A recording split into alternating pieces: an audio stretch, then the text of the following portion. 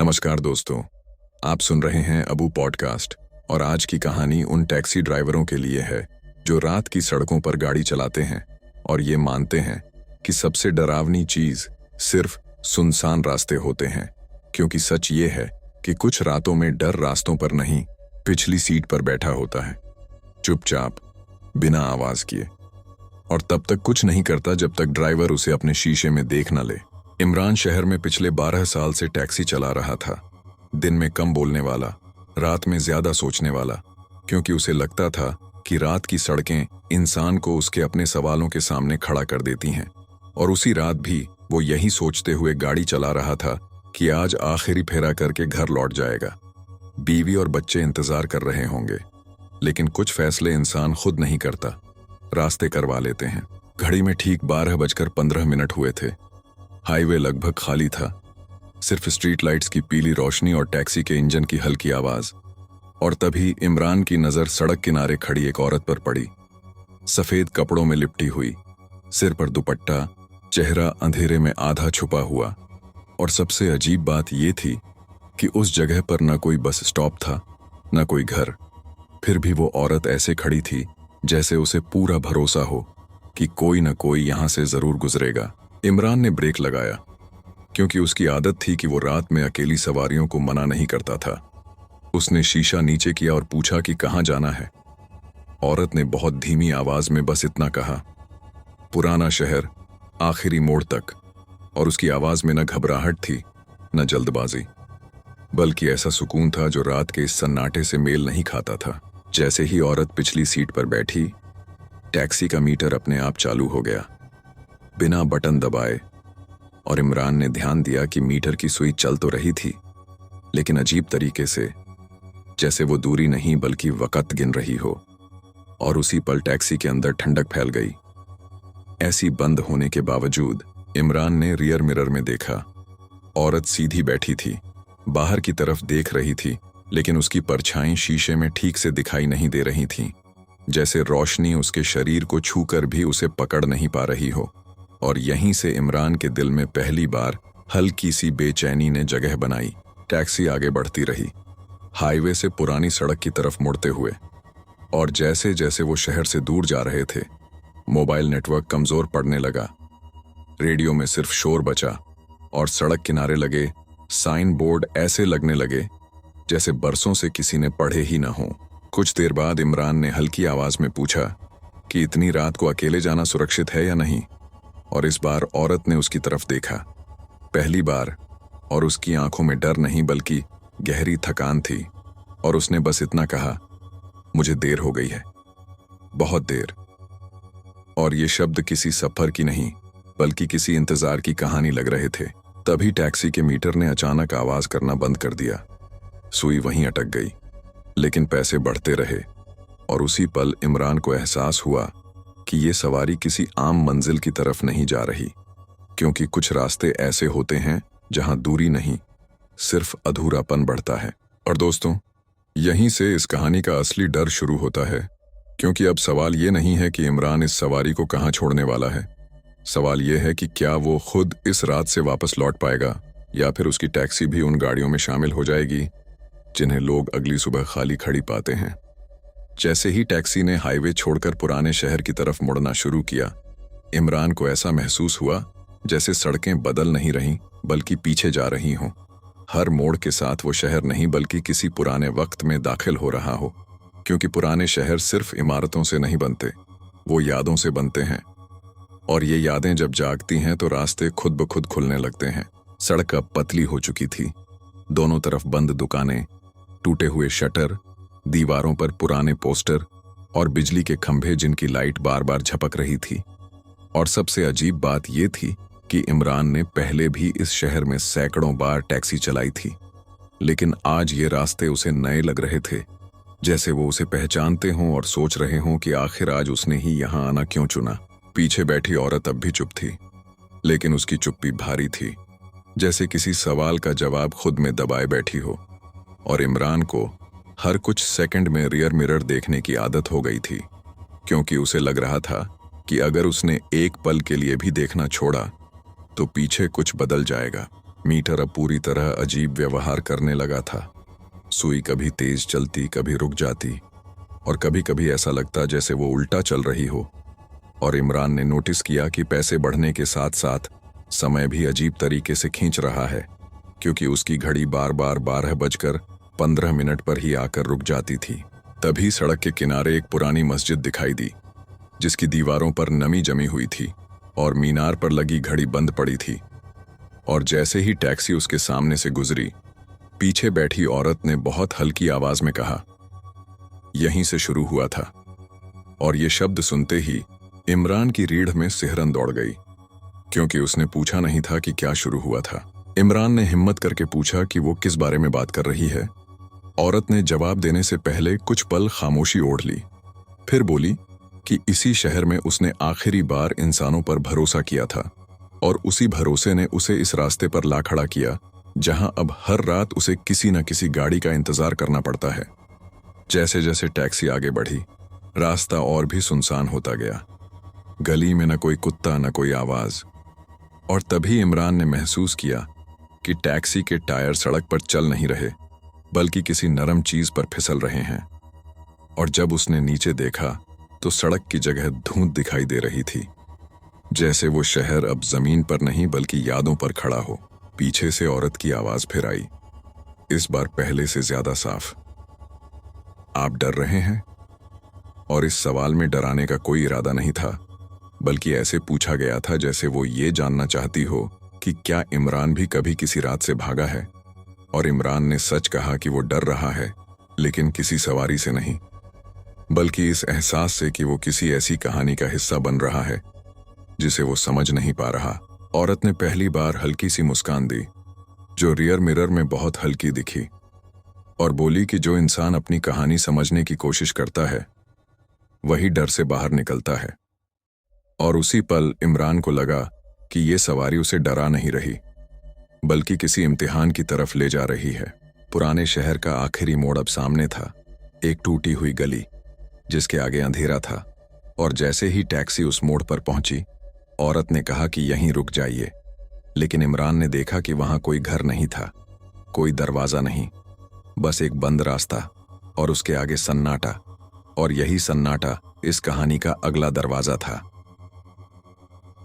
सायरा ने बताया कि उसके बाद उसे कुछ याद नहीं, बस इतना कि वो उस सड़क पर अकेली खड़ी रह गई, न जिंदा न मरी।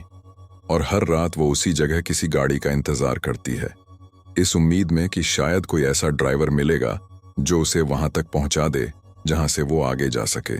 इमरान की आंखें नम हो गईं, क्योंकि वो समझ चुका था कि ये सवारी बदला नहीं चाहती, डर नहीं फैलाना चाहती, वो बस अपनी कहानी को पूरा करना चाहती है।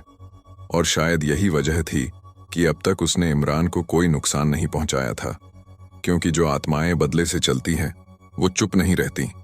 और सायरा की आवाज में गुस्सा नहीं, सिर्फ थकान थी। तभी टैक्सी के सामने एक पुराना पुल दिखाई दिया, आधा टूटा हुआ, नीचे गहरा अंधेरा। और सायरा ने कांपती आवाज में कहा कि यहीं उसकी कहानी रुक गई थी, और अगर इमरान चाहे तो वो यहीं से वापस मुड़ सकता है, क्योंकि आगे जाना हर किसी के बस की बात नहीं होती। इमरान ने पहली बार गाड़ी रोकी, लेकिन डर से नहीं बल्कि सोचने के लिए, क्योंकि अब ये सफर उसकी रोजी रोटी का नहीं बल्कि उसके इंसान होने का इम्तिहान बन चुका था। और उसे तय करना था कि वो सिर्फ एक ड्राइवर रहेगा या किसी की अधूरी रात को पूरा करने वाला इंसान बनेगा।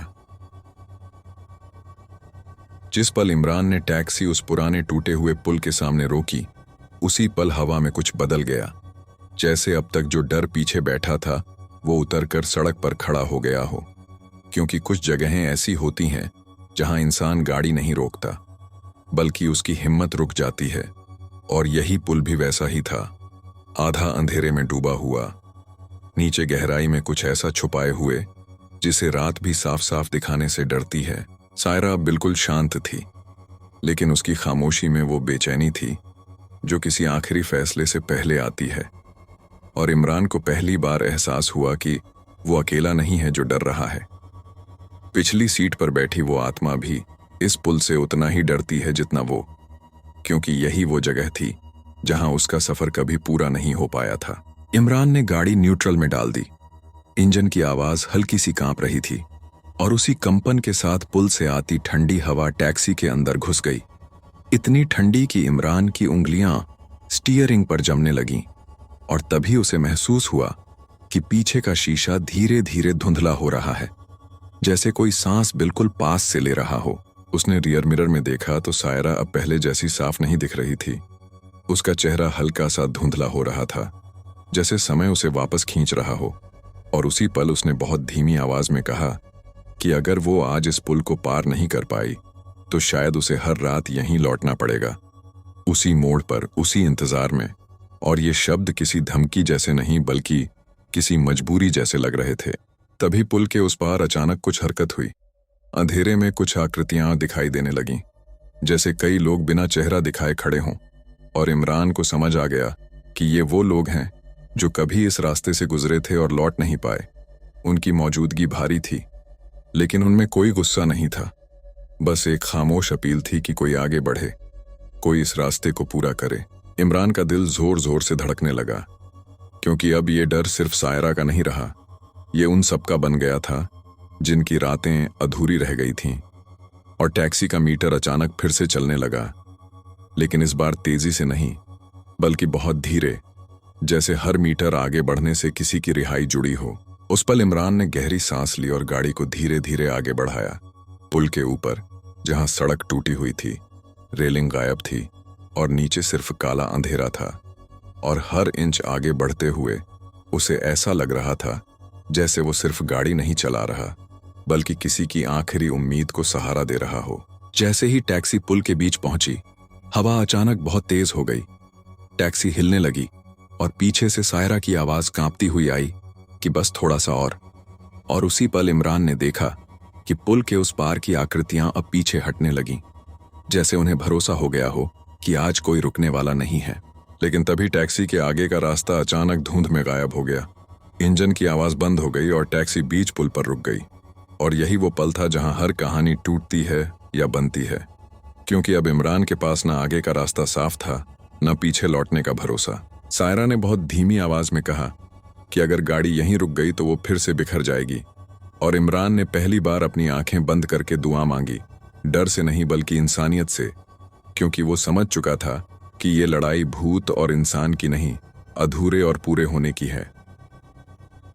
जिस पल इमरान ने टैक्सी उस पुराने टूटे हुए पुल के सामने रोकी, उसी पल हवा में कुछ बदल गया। जैसे अब तक जो डर पीछे बैठा था वो उतरकर सड़क पर खड़ा हो गया हो। क्योंकि कुछ जगहें ऐसी होती हैं जहां इंसान गाड़ी नहीं रोकता, बल्कि उसकी हिम्मत रुक जाती है। और यही पुल भी वैसा ही था, आधा अंधेरे में डूबा हुआ, नीचे गहराई में कुछ ऐसा छुपाए हुए जिसे रात भी साफ साफ दिखाने से डरती है। सायरा बिल्कुल शांत थी, लेकिन उसकी खामोशी में वो बेचैनी थी जो किसी आखिरी फैसले से पहले आती है। और इमरान को पहली बार एहसास हुआ कि वो अकेला नहीं है जो डर रहा है। पिछली सीट पर बैठी वो आत्मा भी इस पुल से उतना ही डरती है जितना वो, क्योंकि यही वो जगह थी जहां उसका सफर कभी पूरा नहीं हो पाया था। इमरान ने गाड़ी न्यूट्रल में डाल दी। इंजन की आवाज हल्की सी कांप रही थी और उसी कंपन के साथ पुल से आती ठंडी हवा टैक्सी के अंदर घुस गई। इतनी ठंडी कि इमरान की उंगलियां स्टीयरिंग पर जमने लगीं और तभी उसे महसूस हुआ कि पीछे का शीशा धीरे धीरे धुंधला हो रहा है, जैसे कोई सांस बिल्कुल पास से ले रहा हो। उसने रियर मिरर में देखा तो सायरा अब पहले जैसी साफ नहीं दिख रही थी। उसका चेहरा हल्का सा धुंधला हो रहा था, जैसे समय उसे वापस खींच रहा हो। और उसी पल उसने बहुत धीमी आवाज में कहा कि अगर वो आज इस पुल को पार नहीं कर पाई तो शायद उसे हर रात यहीं लौटना पड़ेगा, उसी मोड़ पर, उसी इंतजार में। और ये शब्द किसी धमकी जैसे नहीं बल्कि किसी मजबूरी जैसे लग रहे थे। तभी पुल के उस पार अचानक कुछ हरकत हुई। अंधेरे में कुछ आकृतियां दिखाई देने लगीं, जैसे कई लोग बिना चेहरा दिखाए खड़े हों। और इमरान को समझ आ गया कि ये वो लोग हैं जो कभी इस रास्ते से गुजरे थे और लौट नहीं पाए। उनकी मौजूदगी भारी थी, लेकिन उनमें कोई गुस्सा नहीं था। बस एक खामोश अपील थी कि कोई आगे बढ़े, कोई इस रास्ते को पूरा करे। इमरान का दिल जोर जोर से धड़कने लगा, क्योंकि अब ये डर सिर्फ सायरा का नहीं रहा, ये उन सब का बन गया था जिनकी रातें अधूरी रह गई थीं। और टैक्सी का मीटर अचानक फिर से चलने लगा, लेकिन इस बार तेजी से नहीं, बल्कि बहुत धीरे, जैसे हर मीटर आगे बढ़ने से किसी की रिहाई जुड़ी हो। उस पल इमरान ने गहरी सांस ली और गाड़ी को धीरे धीरे आगे बढ़ाया। पुल के ऊपर, जहां सड़क टूटी हुई थी, रेलिंग गायब थी और नीचे सिर्फ काला अंधेरा था, और हर इंच आगे बढ़ते हुए उसे ऐसा लग रहा था जैसे वो सिर्फ गाड़ी नहीं चला रहा, बल्कि किसी की आखिरी उम्मीद को सहारा दे रहा हो। जैसे ही टैक्सी पुल के बीच पहुंची, हवा अचानक बहुत तेज हो गई। टैक्सी हिलने लगी और पीछे से सायरा की आवाज कांपती हुई आई कि बस थोड़ा सा और उसी पल इमरान ने देखा कि पुल के उस पार की आकृतियां अब पीछे हटने लगीं, जैसे उन्हें भरोसा हो गया हो कि आज कोई रुकने वाला नहीं है। लेकिन तभी टैक्सी के आगे का रास्ता अचानक धुंध में गायब हो गया। इंजन की आवाज बंद हो गई और टैक्सी बीच पुल पर रुक गई। और यही वो पल था जहां हर कहानी टूटती है या बनती है, क्योंकि अब इमरान के पास न आगे का रास्ता साफ था, न पीछे लौटने का भरोसा। सायरा ने बहुत धीमी आवाज में कहा कि अगर गाड़ी यहीं रुक गई तो वो फिर से बिखर जाएगी। और इमरान ने पहली बार अपनी आंखें बंद करके दुआ मांगी, डर से नहीं बल्कि इंसानियत से, क्योंकि वो समझ चुका था कि ये लड़ाई भूत और इंसान की नहीं, अधूरे और पूरे होने की है। जब टैक्सी बीच पुल पर आकर पूरी तरह रुक गई और इंजन की आवाज ऐसे खामोश हो गई जैसे किसी ने उसकी सांसें छीन ली हों, उस पल इमरान को पहली बार ऐसा महसूस हुआ कि डर अब बाहर नहीं, बल्कि उसके अपने अंदर खड़ा है। क्योंकि जब मशीनें साथ छोड़ देती हैं, तब इंसान के पास सिर्फ एक ही चीज बचती है, उसका इरादा। और वही इरादा उस रात इमरान की असली ताकत बनने वाला था। चारों तरफ धुंध इतनी घनी हो चुकी थी कि आगे और पीछे का फर्क मिट गया था। पुल की रेलिंग दिखाई नहीं दे रही थी। नीचे का अंधेरा अब सिर्फ गहराई नहीं बल्कि बुलावा लग रहा था, और उसी अंधेरे में वो खामोश आकृतियां फिर से दिखाई देने लगीं। इस बार पहले से ज्यादा पास, पहले से ज्यादा साफ, जैसे वो देखना चाहती हों कि क्या आज कोई इंसान सच में रुककर साथ देगा या फिर डर के आगे झुक जाएगा। पीछे से सायरा की सांसें तेज हो गई थीं। उसकी आवाज अब पहले जैसी शांत नहीं रही थी। उसमें वही घबराहट थी जो किसी आखिरी उम्मीद के टूटने से पहले आती है। और उसने बहुत धीमे से कहा कि अगर आज ये गाड़ी आगे नहीं बढ़ी तो वो फिर से उसी मोड़ पर लौट जाएगी जहां से हर रात उसका इंतजार शुरू होता है। और शायद यही वो पल था जब इमरान ने तय कर लिया कि वो सिर्फ टैक्सी चलाने वाला नहीं रहेगा। इमरान ने इंजन दोबारा स्टार्ट करने की कोशिश की, एक बार, दो बार, लेकिन टैक्सी ने जवाब नहीं दिया।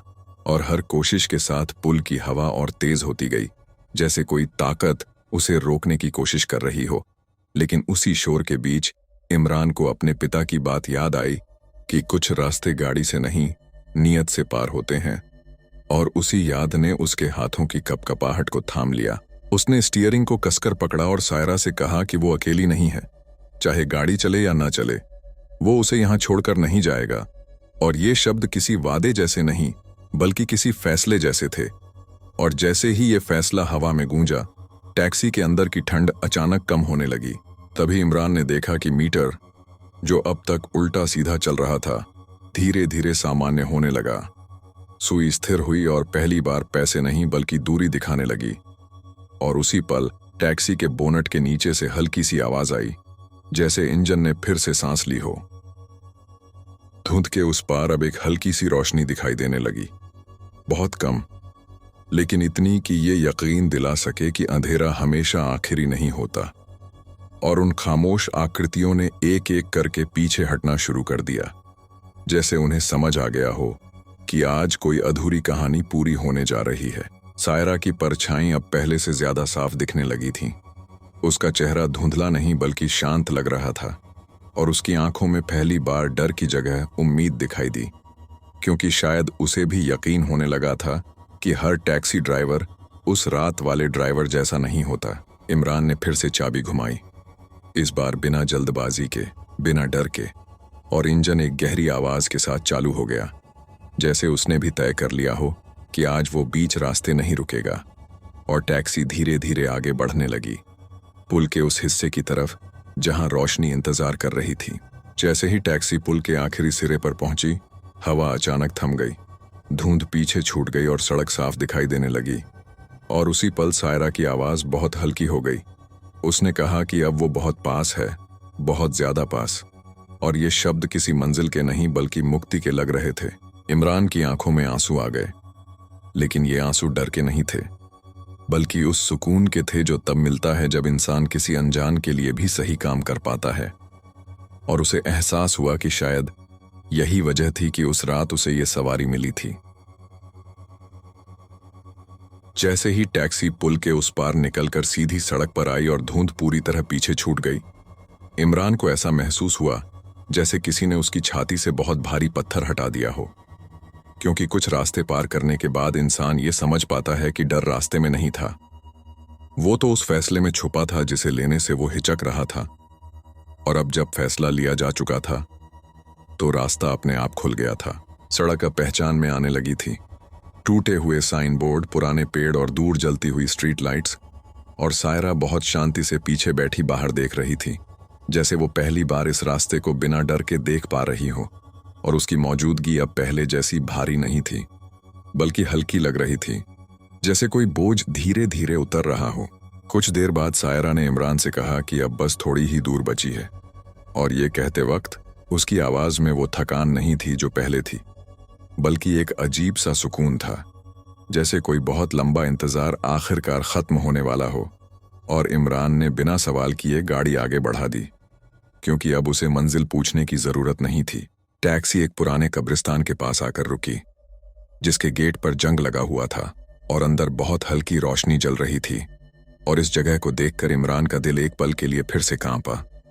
लेकिन सायरा ने बहुत शांत आवाज में कहा कि डरने की जरूरत नहीं है, क्योंकि हर कब्रिस्तान मौत की नहीं, कुछ अधूरी कहानियों की निशानी होते हैं।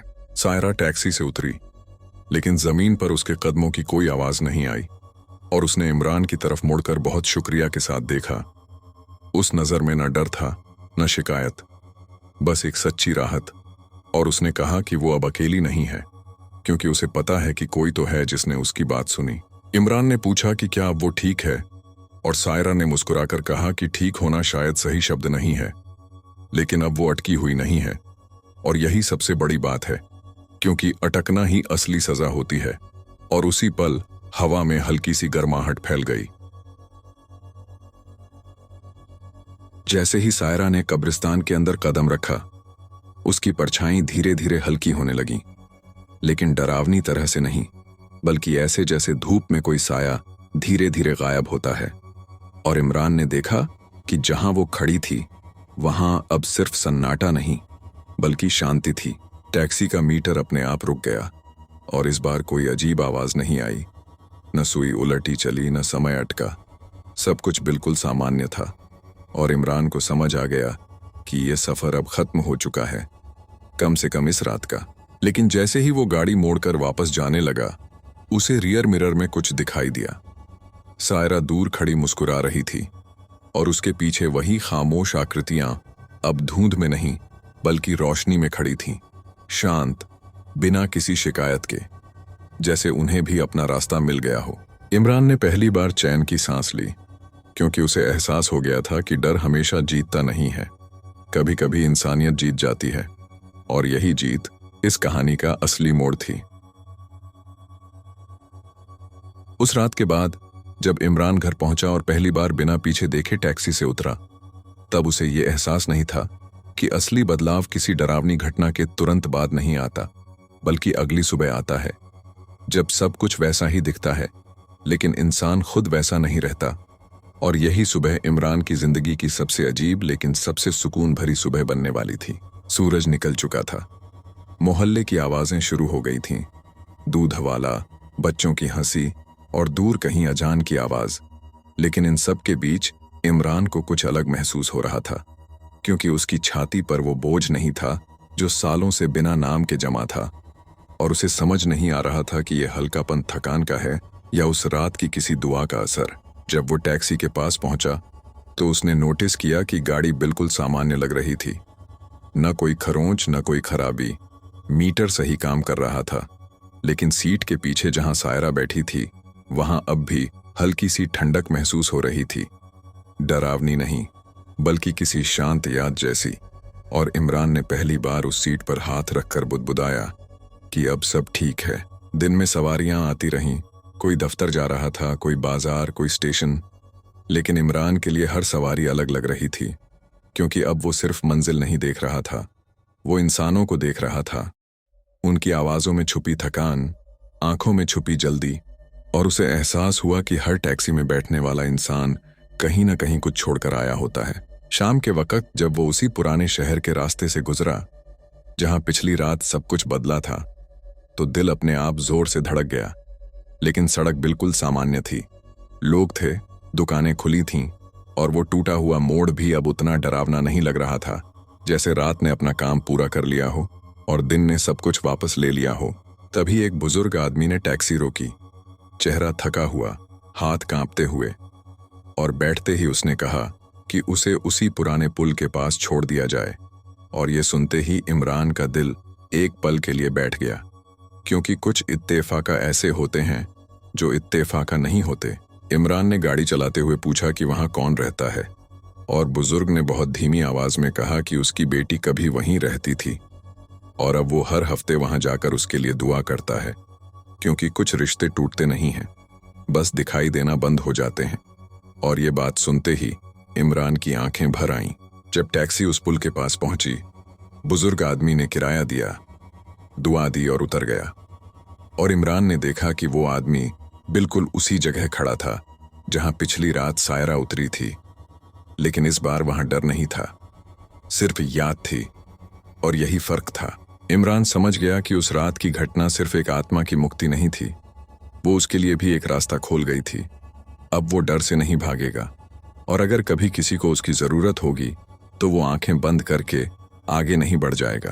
रात होते होते इमरान ने टैक्सी बंद की, घर लौटते हुए आसमान की तरफ देखा, और पहली बार उसे अंधेरा डरावना नहीं लगा, क्योंकि उसे पता था कि हर अंधेरी सड़क पर कोई न कोई रोशनी इंतजार कर रही होती है, बस किसी को उसे वहां तक पहुंचाने की हिम्मत चाहिए। उस रात के कई दिन बीत चुके थे, लेकिन इमरान को अब यह समझ आ गया था कि कुछ रातें कैलेंडर में नहीं गिनी जाती, वो इंसान के अंदर हमेशा के लिए टिक जाती हैं। और सायरा की सवारी भी वैसी ही एक रात थी, जिसने उसकी टैक्सी नहीं बल्कि उसकी सोच की दिशा बदल दी थी, क्योंकि अब वो हर सड़क को सिर्फ रास्ता नहीं बल्कि एक कहानी समझकर चलाता था।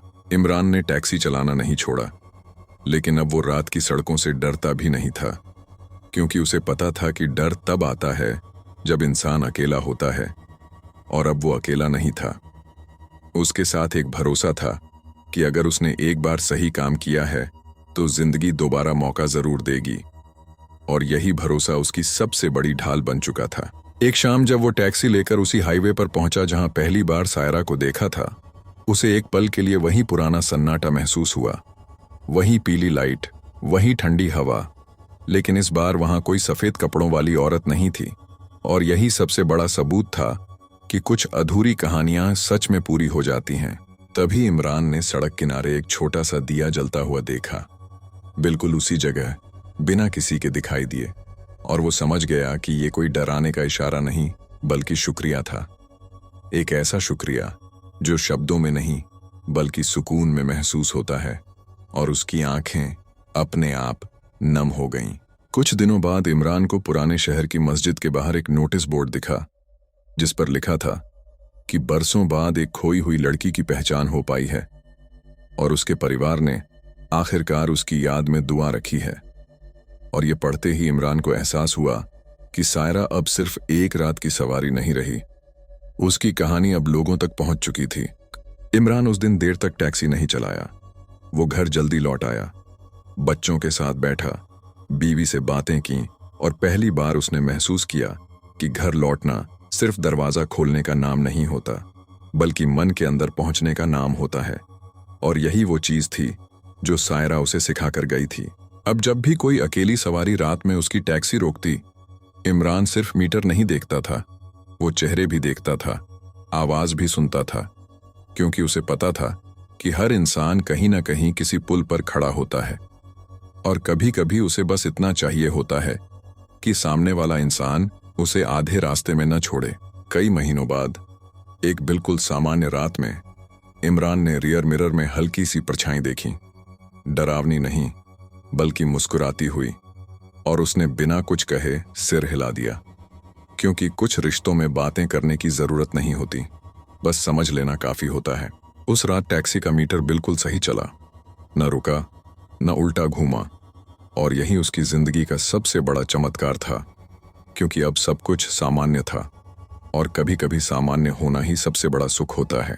और दोस्तों, इस कहानी का सबसे खूबसूरत सच यही है कि हर टैक्सी ड्राइवर भूतिया सवारी नहीं उठाता, लेकिन हर इंसान को जिंदगी में कभी न कभी किसी ऐसे ड्राइवर की जरूरत जरूर पड़ती है जो उसे डर के बीच से सुरक्षित निकाल दे। और अगर आप कभी किसी सुनसान सड़क पर किसी की मदद करने का मौका पाएं, तो डर से पहले इंसानियत को याद रखिएगा, क्योंकि हो सकता है वो सवारी किसी भूत की नहीं, बस किसी अधूरी कहानी की हो। अगर कहानी ने आपको डराया नहीं बल्कि इंसान बनाया, तो समझिए सफर पूरा हो गया।